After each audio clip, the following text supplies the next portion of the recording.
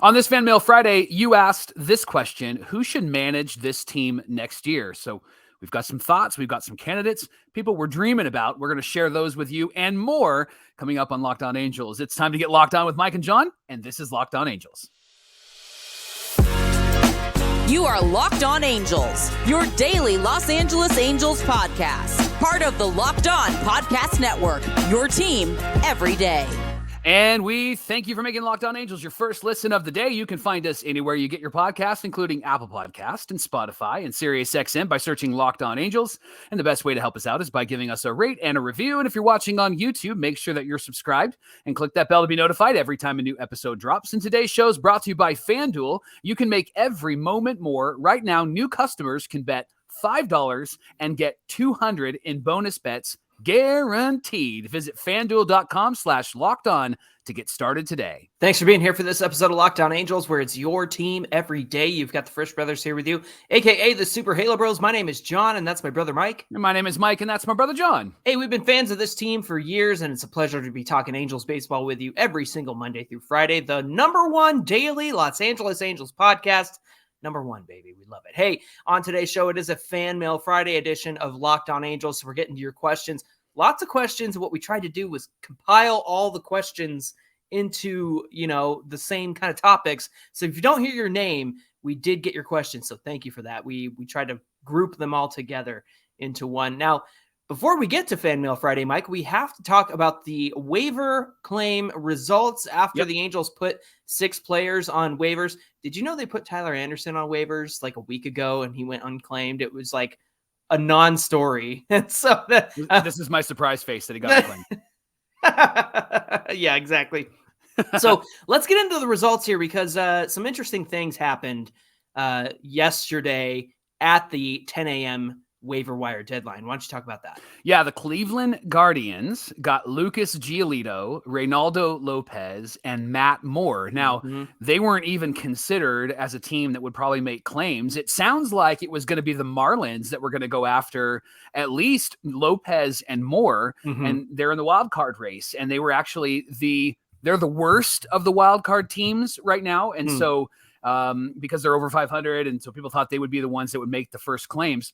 But the Guardians came in and got 3 different pitchers. By the way, they're coming to Anaheim next weekend. Oh, good. So this ought to be fun. Either we rock Giolito or we get crushed by Giolito. Knowing our luck, it's going to be option 2, right? A 4-hit shutout. That's what's going to be. The Reds, and our buddy Jeff Carr was excited about this. They got Hunter Renfroe. And then the Mariners got Dominic Leone and Randal Grichuk. Yeah, he was there before. And Randal Grichuk went unclaimed, Jonathan. I'm surprised by that, actually.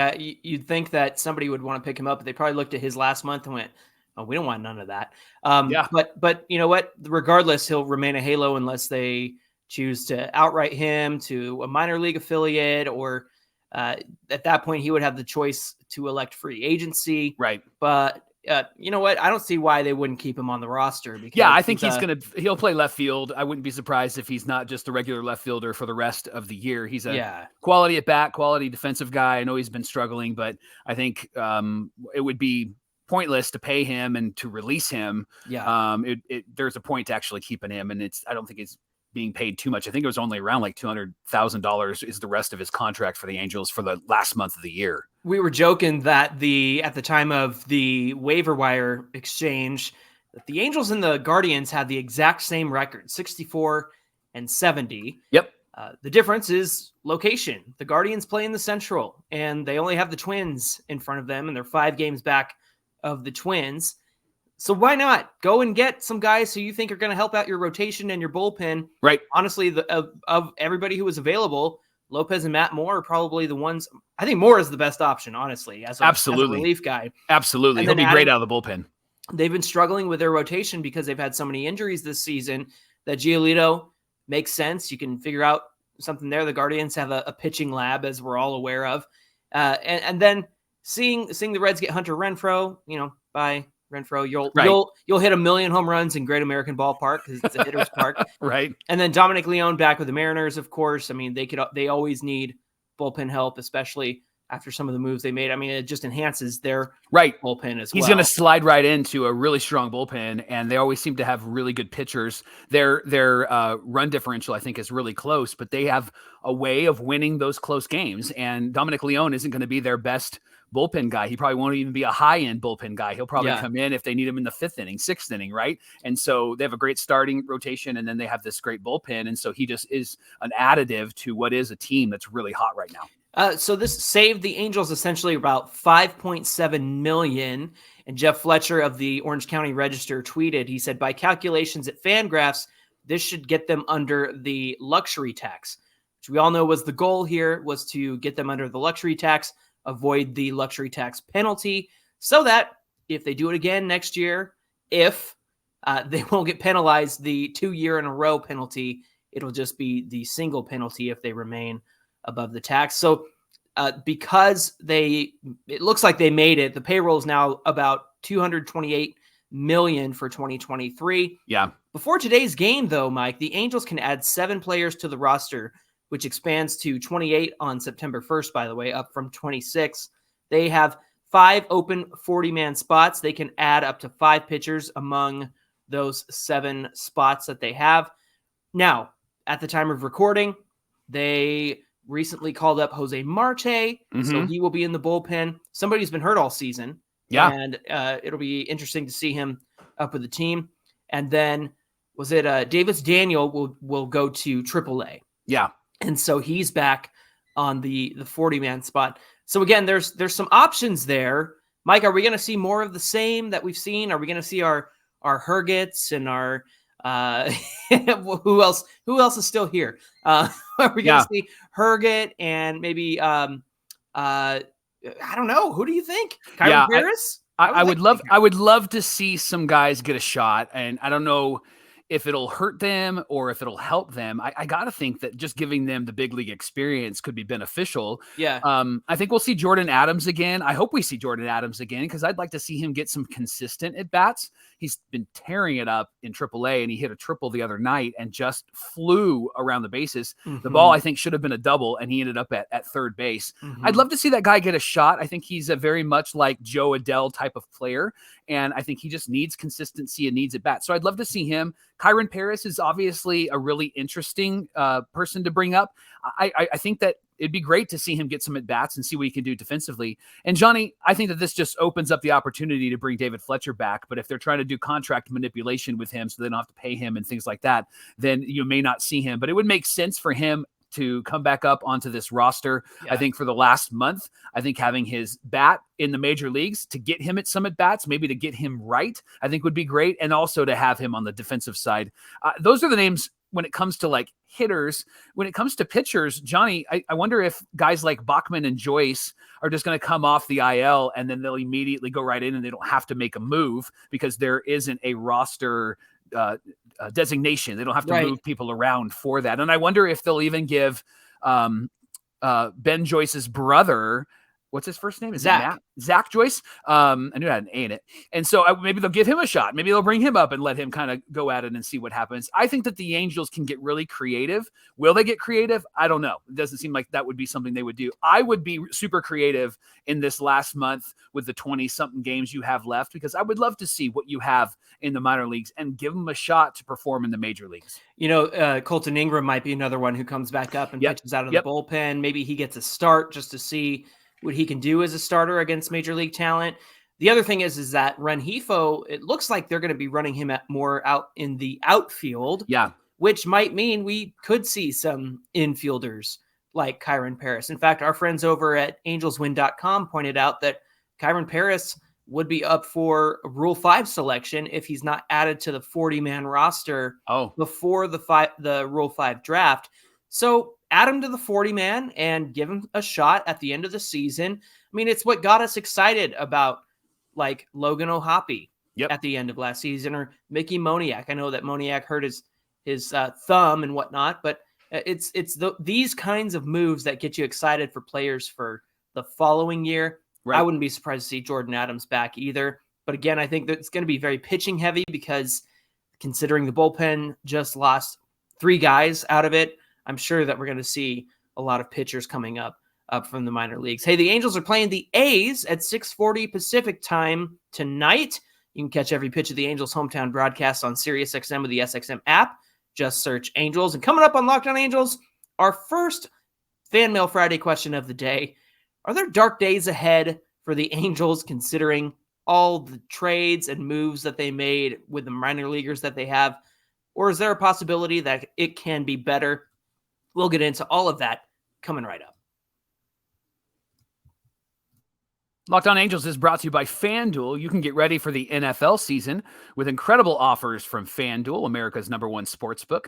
Right now, new customers can bet $5 and get $200 in bonus bets guaranteed. Plus, all customers who bet $5 will get $100 off NFL Sunday Ticket from YouTube or YouTube TV. Johnny, remember the old commercial, NFL Sunday Ticket? That always comes into my mind when I think about that. A little side note for you. You're welcome.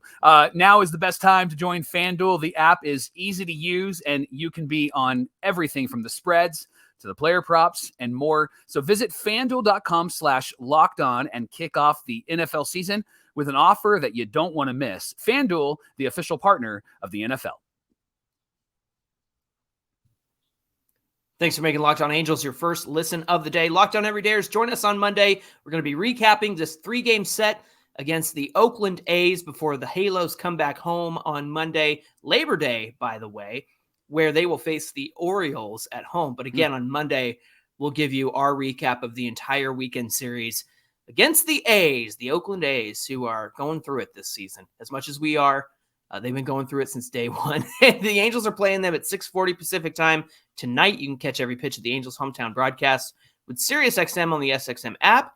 All you got to do is search Angels. It's Fanmail Friday. So, Johnny, I love when we get voicemails. We can hear the voices of our listeners and viewers. And we got one from Cameron in Costa Mesa. Hey, this is Cameron calling from Costa Mesa. I just had a quick question. I hear a lot of John Boy Media podcasts. I'm a big fan of them too. Talking about the Angels, and ever since we decided to keep Ohtani and what a disaster the season's been since, about the dark years ahead of us. With the lack of pitching, John Boy Media looks at our prospect list and all that and talks a lot about the lack of overall talent we have going forward with an aging Mike Trout, probably going to lose Ohtani and things like that. I'm just curious what your guys' thoughts are if we think that this is an over-exaggeration, or are we really in for dark times? I have a hard time kind of seeing it because we have Shanuel, Ohapi, Moniak that have all seemed to take really great strides forward in the big leagues, and really hoping that they can do some really positive things and lead a new Angels team into a great era, hopefully. Just curious to get your thoughts on it. Love what you guys do. Been a big fan for the last year and a half. Look forward to hearing your guys' thoughts. Thanks. Bye. Cameron from Costa Mesa, thanks for your voicemail, my friend. What a good question, and I think he brings up a really excellent point. I enjoy listening to the John Boy crew, and I love Trevor Plouffe because I feel like he's always the most reasonable out of everybody over there, and he's a player. He's got the experience. I think he understands the dynamics, so I really appreciate his opinions on the matter. But, Mike, I think when it comes down to it, I have two thoughts, and then maybe you can share your thoughts. But the first thing is nobody really understands the Angel system like Angel fans. And so when you've got guys like the John Boy crew talking about it, they can make observations and decide like, hey, are they any good? And right now, I think if you look at it and you don't know much about the system, you probably think they aren't any good. But I think that speaks to the fact that when you consider who is on the major league team, technically, I know a lot of these guys are hurt right now. It's a very different system, and it's not very good right now because a lot of the guys who would make it good are part of the major league team, right? Yeah. And this is why I just don't love the rankings, because I think the rankings are actually, they're not real. They're ideal. But what's real is what you see on the field. And this is why I love being an everyday fan of the Angels and been a longtime fan. You too, and a lot of the Locked On Everydayers have followed this team for a while. This is what's interesting about those rankings. You mentioned it. Those players that were in this really terrible minor league system are on the major league roster, and if they're healthy, they're actually really good. Zach Neto's really good. Nolan Shawnoel is really good. The Joyce pitchers are really good. One's in the major, one's in the minors. And then Sam Bachman is really good. Chase Silseth is really good. And so these guys are figuring it out. If they're all in the minor leagues, then I think that actually benefits the ranking. Yeah, we're not 30 or 29. We're 25. You know what I mean? Right. Yeah. Exactly. The second thing, though, is that it's this minor league system that netted the Angels Giolito and Reynaldo Lopez and Crone and those guys. And so we were able to trade 2 guys for Giolito and Reynaldo Lopez. Now, I know that they were our top tier guys, but we were able to trade and get that. And so I think that these guys get evaluated much different than the quote unquote experts evaluate them. And then I think the third thing, just to speak about those that aren't really watching this team every single day, Johnny, you went on Locked On MLB with our friend Sully. And one of the things I appreciated about what you said in that interview is he was talking about how, oh my gosh, the Angels traded this catcher. What was his name? And you were like, you tell me his name. And I love that. I love that because what the point you made is what I think needs to be made everywhere, is that everybody's like, oh, they traded away all of these guys. Well, who are all these guys? Yeah. Name one. It's not Jackson Holiday. It's not. Yeah, you don't know who they are, and now all of a sudden you're concerned about it. You weren't concerned about it before. Like, we know the names. It was Kai Bush. It was Edgar Caro. Like, we know who was traded away from this Angels organization, and we were bummed that they were traded away, especially Kai Bush, because his mom was a Locked On Everydayer. We really liked having her on the show, and so the reality is that those rankings are ideal. They're not real, and a lot of these conversations about looking at their minor league system, they're doing it with glasses that help them to see, or at least try to see 20/20 vision. Like they have to put on vision goggles to be able to see, right? They're not looking at it closely. And if you're looking at this team closely, you would see the impact that the minor league players are having in the major leagues right now. And you would see that the Angels were able to make some really key trades. Even though they didn't work out, they were able to make some really key trades to get some pieces that they desperately needed. And that's because they had the pieces in the minor leagues to be able to do that. So I don't buy into this narrative that, oh, it's going to be so dark. I don't buy into that, partly because I am a biased Angel fan. But the other side of that, too, is I see what has already been produced out of the minor leagues by just being in the minor leagues for less than 6 months, right? I've seen what they've been able to produce in the majors. I think we have some really good players on the way. And I really trust the way that this scouting team and Perry have drafted. And I think we're only going to see that get better and better every single year. Let me tie it back to Cameron's question. Again, we're just reiterating the fact that this minor league system would probably look a lot different if guys like Ohtani and Neto and Shanuel were still in the minors, and they're not. Yeah. And the same thing happened to the Angels when guys like Howie Kendrick and Eric Ibar and Jared Weaver got called up to the majors. The farm system was ranked pretty poorly after that. Yeah. But that's something that every team goes through. But then, Mike, I want to add this just to kind of address Cameron's question again and kind of temper those fears that people might have about dark days ahead. One thing that gets glossed over a lot is the fact that the Angels have had a lot of activity on the international free agent market, and they've got some big wins there. First of all, Edgar Caro, again, the pitcher or the catcher that everybody was worried that we traded, like Sully. Know his name. he was signed out of Cuba in 2021 and immediately shot up our prospect list. International free agent. Nelson Rada, who was signed out of Venezuela in January of 2022, he just stole his 53rd bag on Wednesday night for the 66ers in the Inland Empire. Felix Morabel, he was the 50th best player in the international free agency, according to MLB Pipeline. He's a 17-year-old switch-hitting shortstop.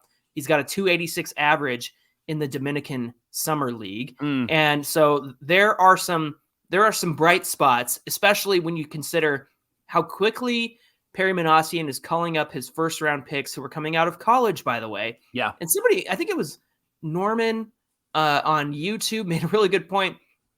If you're a major leaguer or if you're somebody who aspires to be a major leaguer, stay in college where the systems are all there. The weight rooms are there. The data and analytics are there. You don't have to ride a stinky bus back and forth between teams and stuff like that. Like, stay in college, get signed, and then you'll be in the upper echelon of the Angels system, right? Yeah. But here's the thing. When DePoto spent all that money on the Angels that the Angels had on Roberto Baldacchini. He blew all their international free agency money, and then they got penalized for that in the years to come. Epler wasn't very active in the international market, and so Perry Manassian has done a good job of being active in the market and finding good players who, will take time to develop. Like Felix Morbel is 17. He's not going to be here for a while. Right. But I don't think that the dark days ahead are as dark as what people think.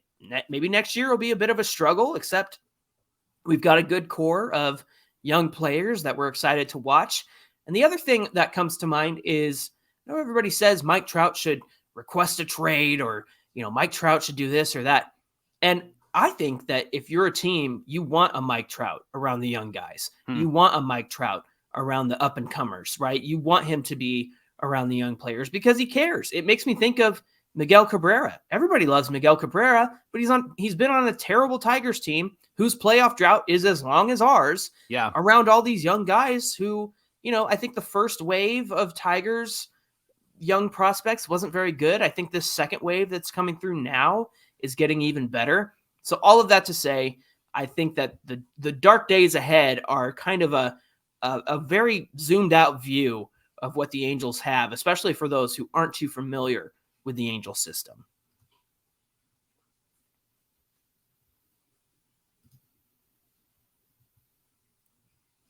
All right, Fanmail Friday, segment number 3. Johnny, one of my favorite commenters in Locked On Everydayer, Invasion of Mikes on Twitter, had a really good question. He said, hey guys, here's a question for you. Could be a good topic to dive into. How would you compare the Angels of the last 9 years of mediocrity with the Angels' lackluster teams of the 90s leading into the 02 season? Similarities, differences. Johnny, you were the youngest and maybe kind of young during that time. So why don't you give us all the details of what happened in the... No, I'm kidding. Yeah, let me tell you all about it, right? Yeah, I'll take this one, actually. Let me talk about this for a minute, Please. because I think that there's been a philosophy in Angels, the Angels Kingdom, Angels organization, that has worked, and there's been a philosophy that hasn't worked. Here's what hasn't worked. They went out and they got good players. They got Gary Gaetti in the 90s. They got Hubie Brooks in the 90s. They got those guys because they needed some offense. Then those guys were like your typical free agents for the Angels. And they fell off a cliff when they signed with us. And then when they went away, they actually did really, really well. When the Angels actually go and get good players, they don't always get good results. But when the Angels go and get a good fit, they actually get really good results. In the 90s, they got a guy named Tony Phillips. He was a bit older. He was a switch hitting infielder and outfielder, and he could lead off. And what this team needed was somebody to get on base, somebody to walk, somebody that would have a high on base percentage, cause some traffic on the bases for Tim Salmon, for Jim Edmonds, for Garrett Anderson, some of those guys, even Chili Davis when he was around. And so he actually came onto this team, and they found themselves finishing over 500 when Tony was on the team. In fact, that 1995 season was when the Angels actually got off to a great start, and then at the end, they lost a bunch of games and lost their lead to the Mariners on the last game of the year. So it was a heartbreaking season, but what we forget is it was actually a really good year up until that point. The turning point was Gary DiSarcina hurting himself and I think breaking his wrist, and then he was out, and that he was really like the main dynamic for that team. So when the Angels have actually signed a good player, it hasn't always translated to a good team. But when they sign a good piece for the team, it's always translated into a really good, effective team. Look at Vlad Guerrero. They needed somebody in the outfield. Obviously, he was the number one free agent. They needed a left fielder for a season. They got Jose Guillen, and it actually was a benefit to them. They needed a shortstop. They traded for Orlando Cabrera. They needed a shortstop in the after the 2010s. They got Andrelton Simmons.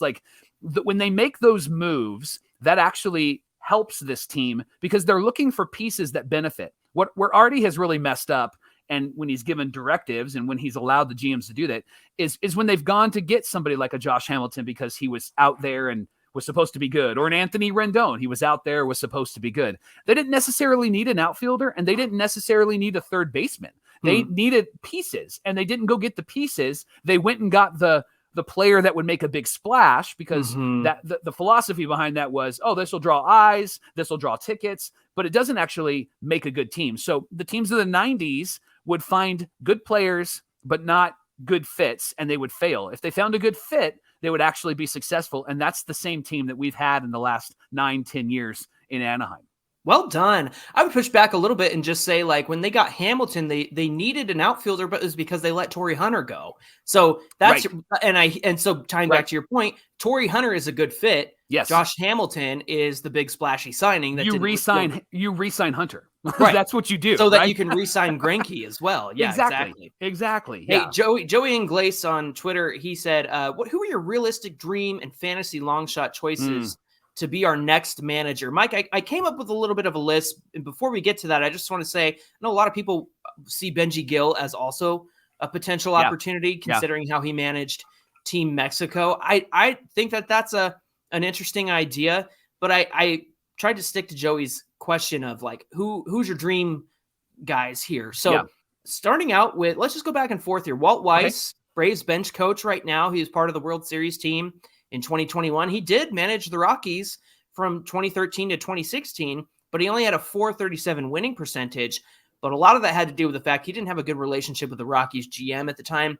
I think there's a good connection between him and Perry Minasian, considering Weiss is with the current Braves, and being around that championship team, being around this winning team, I think is a very good thing. Yeah, the connection between Minasian and the Braves, I think, is probably somebody that we would want to look at, which is why Ron Washington is on this list, because right now he's the Braves' third base coach, and he's a former Rangers manager. He was around the A's during the time of the Moneyball season, so analytics is not something that is foreign to him. John, what I like about Ron Washington, I know he's old, he's 70, but he's a player's manager, and I think that what you saw in Texas with Bruce Bochy could actually really be something that could take place in Anaheim with Washington, or even Dusty Baker with Houston. Like, he was able to right the ship down there, and they've actually been really great, won a World Series. And so I think that he could come in, help manage this young team, because I think that that's really where they're going. They're going to get a bit younger and help them through what I would say is maybe some of those unknown years. What could they actually do? What can Zach Neto actually do? I think that having somebody who can bring some stability and as a player's manager like Ron Washington, I think it could be great. That's the thing too. I think all of these options are experience related. I want somebody who's got experience. And even Walt Weiss, who's only had 3 years. I mean, I think or 4 years. I think that's a good amount of experience. Yeah. Joe Girardi's another one. And that's just a possibility. I'm just throwing it out there. Basically, the Yankees and the Phillies both got rid of him because they were like in a win now position. They were like, we need a guy who's going to take our teams to the playoffs. And the Angels might think they're in a win now position, but if they realize who they are, you could have somebody like a Girardi around these young guys. It's just an option. It's not something that excites me, but a possibility. Mike, why don't you talk about Darren Erstad? Yeah, I've brought his name up a couple of times because I think that he actually would be a really great manager. I have a feeling that he would be more of a John Harbaugh or Jim Harbaugh type of manager. He would be there for a few years and then probably would get ousted because he would be overly aggressive. He actually stopped coaching because he wanted to be with his family, but he managed the Nebraska Cornhuskers for 8 seasons and had a really good record, was almost 100 games over 500, was the Big Ten Coach of the Year in 2017. He led the Huskers that year to the conference championship. 6 times Nebraska finished in the top 4 of the conference standings, including 4 times in the top 2. 3 times Nebraska finished second in the Big Ten tournament. And he doesn't have the experience, but he does have the Darren Erstad-ish feeling about him, right? Like he was a really great player. And I think that he is somebody that understands the history of the Angels, which I think is needed and necessary. And he actually might be trusted by Artie. And I also think that bringing him in with this young college talent could actually be a great hand in glove moment. Yeah, he's been a great college coach, and we're drafting all these college guys, so why the heck not? Right. Give Erstad a chance. Right. Hey, thanks for making Locked On Angels your first listen of the day. The Angels do play the A's tonight at 6:40, and you can catch every pitch of the Angels' hometown broadcast with SiriusXM on the SXM app. Just search Angels. Thanks for tuning in today, and you can give us a follow at Locked On Angels on Twitter and at Super Halo Bros on Twitter and Instagram. Mike, what do we have on deck for Monday's show? We're playing the A's, so I think it's the perfect team for us to kind of figure some things out with some of the younger guys. So we're going to take a look at how the younger guys, or whoever they bring up, how they performed this weekend. And we'll keep an eye on Giolito and some of those other guys, and we'll either get really frustrated or we'll actually be excited because they did the same thing they did with us. We're going to talk about all of that on Monday on Locked On Angels. All right. Looking forward to that. You guys have yourselves a great Labor Day weekend, and we'll see you back here on Monday. Until then, my name is John, and that's my brother Mike. And my name is Mike, and that's my brother John. Thanks for being here with us, and we'll see you back here on Monday. The dark days are over. Don't sing. Sorry.